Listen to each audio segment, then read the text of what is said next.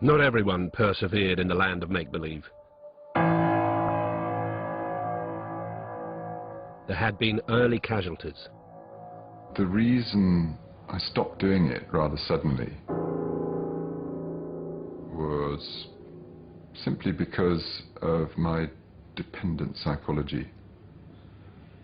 I needed praise, and I wasn't getting any. It was a bit like a child that dies aged 3 of malnutrition. You know, it gets born, there's all sorts of hope and good expectations. It learns to walk, it learns to run, it learns to talk, and then suddenly it gives up because it didn't get enough nourishment. It was like that for me.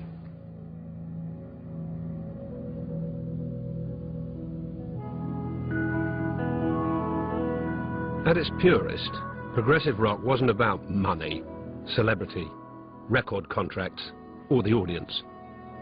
It wasn't even a type of music, it was a belief, a value system of the early 70s, one that now seems like old-time religion.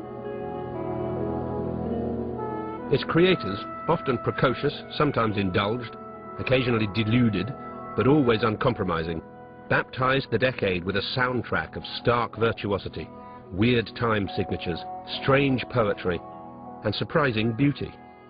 The musical experiment now labelled prog rock and stored under the counter, or placed almost out of reach on the top shelf. It grew out of rock music, and that's why it was written about in the rock press. But it's kind of a shame that it ever became regarded as part of rock and roll, because it's not. I think the ethos is completely different, and if you judge it by the standards of rock and roll, then it fails. It's actually a bunch of very talented musicians who were kind of cursed with very musically intelligent brains, really, who got bored very quickly with playing 3 chords all the time and wanted to do stuff which was more complex and more challenging. I say, John? Yes? Tense up, control room, we're ready to do one. Oh, right. There's an expression which I like a lot, which is success is buried in the garden of failure. So if you're willing to go to that garden, you know, and dig and dig and dig and try and try and try, you know, eventually you will succeed with some ideas and some success. So if we just possibly tense up a little, and we'll try and wax a hot one.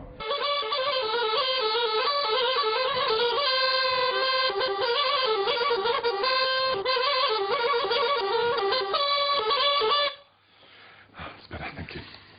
Sorry, what were you saying?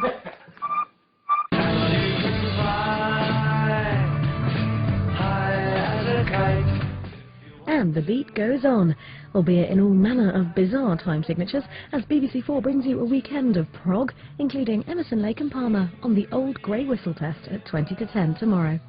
Next tonight, though, the RKO story comes to an end.